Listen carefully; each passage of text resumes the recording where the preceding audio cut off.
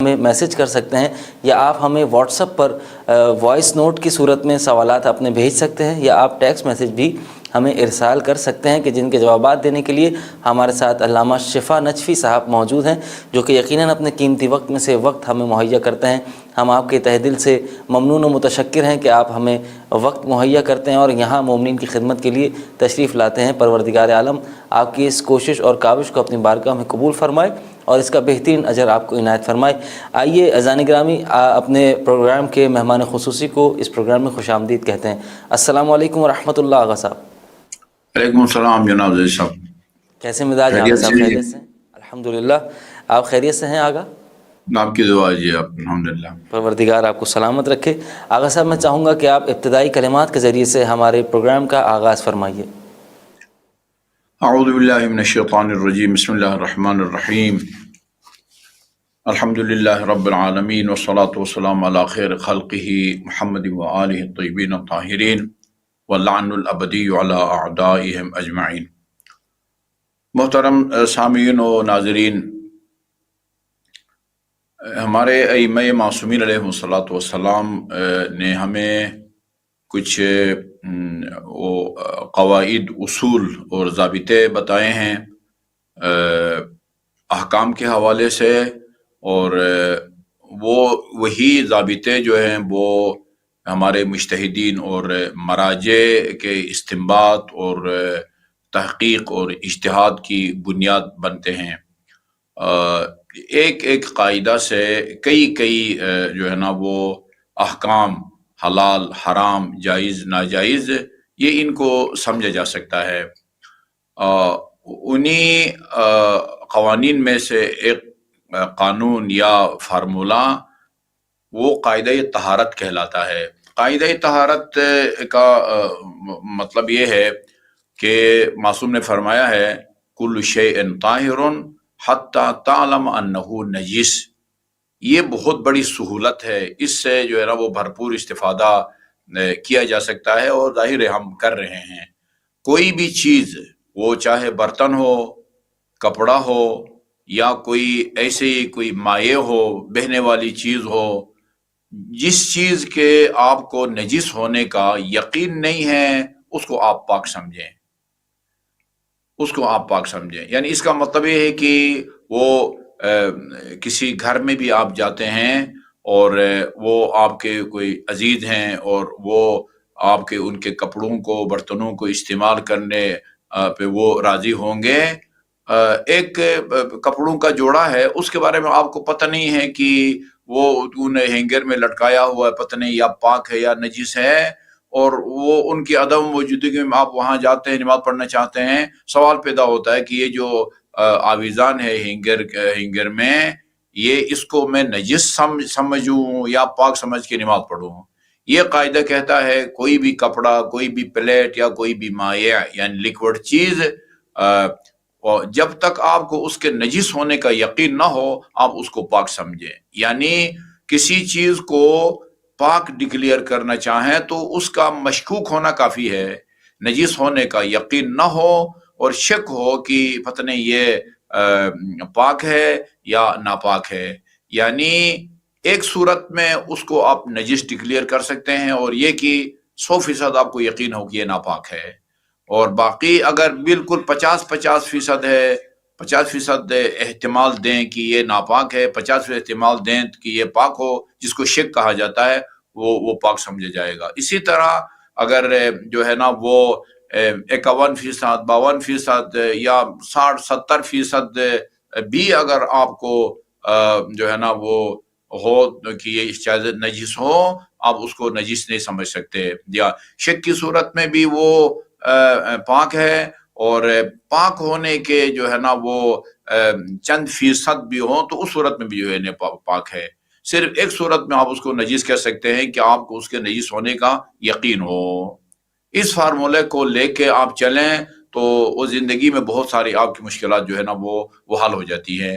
اسی ضمن میں وہ ایک مسئلہ جو میں آج اس تمہید کے بعد بیان کرنا چاہوں گا، وہ یہ ہے کہ ہم نے بتایا آپ کو کہ وہ خون ناپاک ہے، نجاسات میں شامل ہے جو ایسے جانور سے نکلے کہ وہ خون جہندہ رکھتا ہو.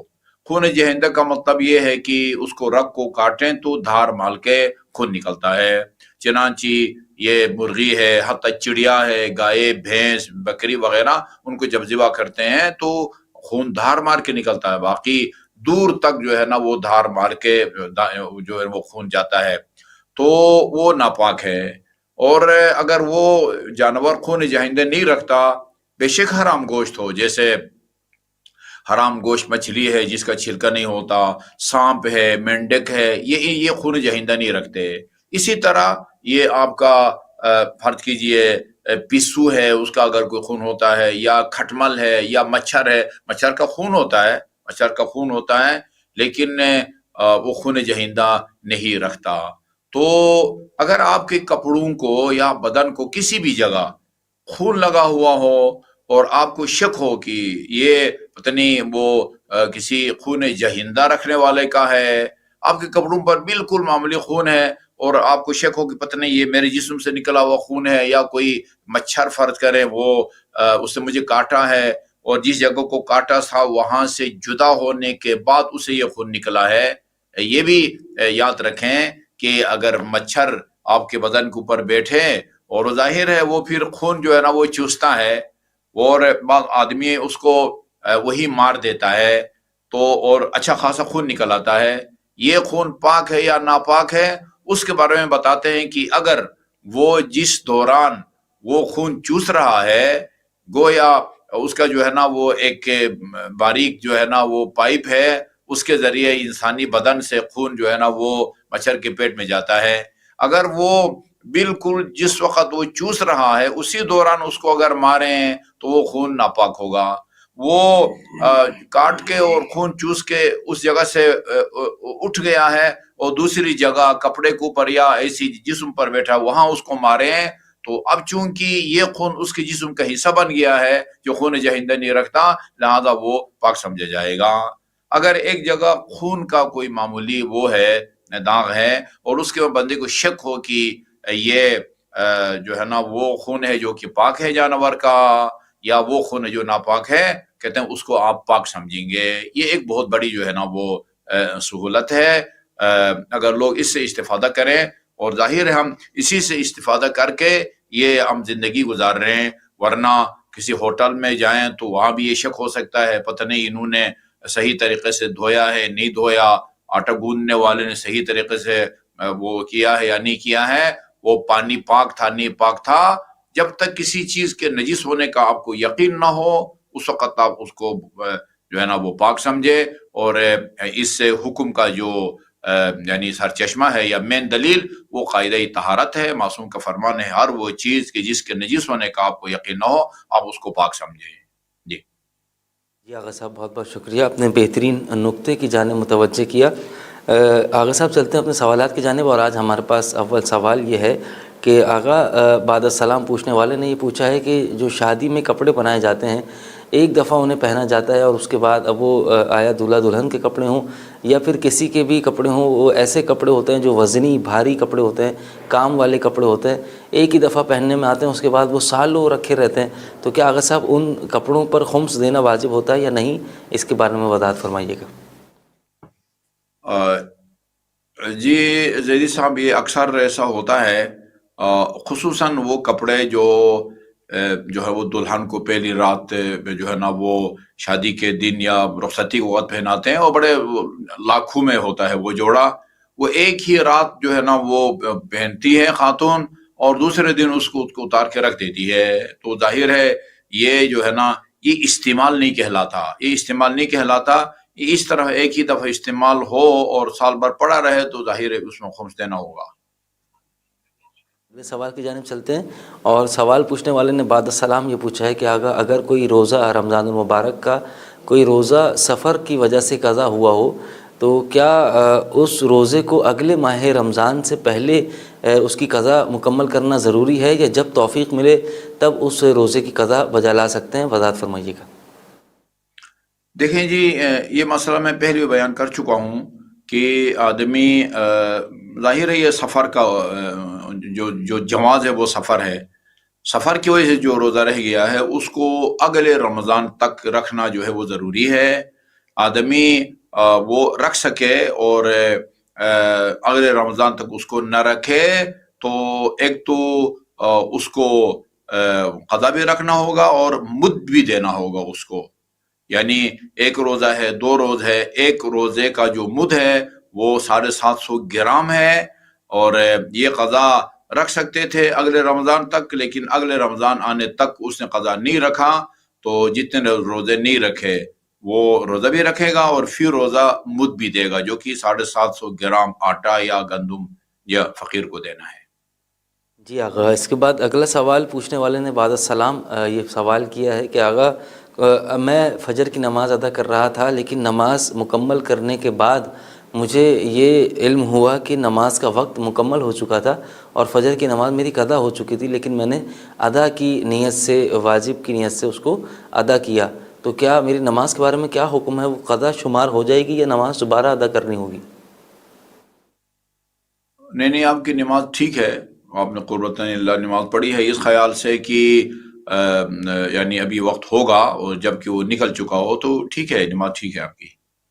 جی آغا صاحب، اگلا سوال یہ ہے کہ کیا شریعت نے حسن کا خیال رکھنے کا پابند بنایا ہے انسان کو؟ حسن سے مراد ان کا یہ ہے کہ نماز میں قرات کا حسن، نماز میں لباس کا حسن، روزے وغیرہ کے تمام تر احکامات جو شریعت نے بیان کیے ہیں ان تمام میں ترتیب اور خوبصورتی کا خیال رکھنے کا شریعت نے کس قدر پابند بنایا ہے؟ مثلاً ہم جلد بازی میں قرآن کی تلاوت کرتے ہیں تو وہ ہمیں خود بھی سمجھ میں نہیں آ رہی ہوتی کہ ہم کیا پڑھ رہے ہیں، تو کیا حکم ہے شریعت کا کہ کس طریقے سے ادا کیا جائے؟ وضاحت فرمائیے گا. دیکھیں جی، قرات کا حسن یہ علم تجوید سے اس مسئلے کا تعلق ہے. بعض جو ہے نا وہ محسنات ہیں، ان کا خیال رکھنا بہتر ہے، مستحسن ہے. اگر نہ بھی خیال رکھیں تو نماز ہو جاتی ہے، لیکن کچھ کمزوریاں یا خامیاں ہوتی ہیں کہ جن کی وجہ سے نماز باطل ہو جاتی ہے. مثال کے طور پر بسم اللہ الرحمن الرحیم، اس میں جو ہے وہ دو ہم عام جو عرب نہیں ہیں جس کو عجم کہتے ہیں، وہ ایرانی ہو، پاکستانی ہو، افغانی ہو یا کوئی بھی ہو، جو عرب نہیں اس کو عجم کہتے ہیں.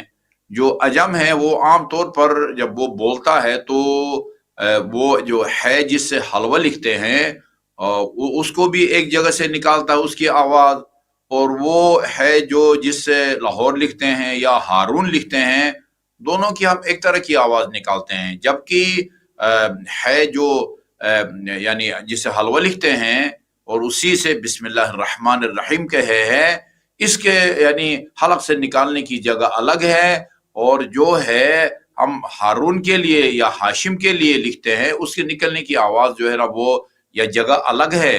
تو اگر آپ بسم اللہ الرحمن الرحیم کی بجائے بسم اللہ الرحمن الرحیم کہیں گے تو نماز آپ کی باطل ہے، نماز باطل ہے. اسی طرح اردو میں یا کسی بھی عربی کے علاوہ زبان میں آپ یعنی عین اور الف کی ایک ہی آواز نکالتے ہیں.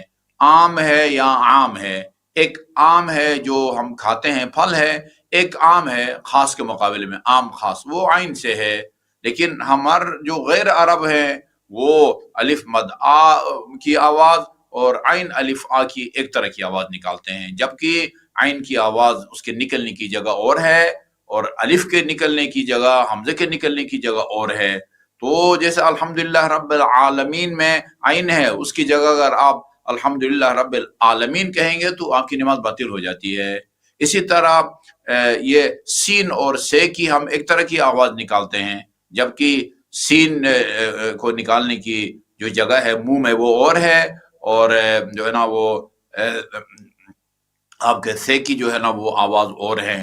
یہ جو ہے نا وہ جو ہے نا وہ آپ کے فاش غلطیاں اس سے نماز باطل ہو جاتی ہے. آدمی ٹھیک کرنے کی کوشش کرے، کوشش کے بعد یا ٹھیک ہو جائے گی قراءت اور یہ ادائیگی، یا اگر خدا نخواستہ یعنی کچھ یعنی ایسے ہوتے ہیں کہ بس ان کی زبان پر جو ہے نا وہ ہے یا عین آ ہی نہیں سکتا، بہت محنت کے باوجود.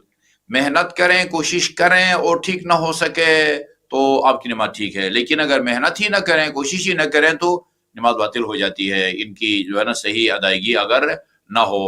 البتہ کچھ علم تجوید کے اس کے حوالے سے چیزیں محسنات میں سے ہیں، جیسے یہ آپ کا جو ہے نا وہ کیا کہتے ہیں، انا انزلناہ فی انا انزلناہ، یہ تجوید کے کچھ محسنات ہیں، ابھی اس کی تفصیل میں ہم نہیں جا سکتے، اور ان کا خیال نہ بھی رکھا جائے تو نماز ہو جاتی ہے۔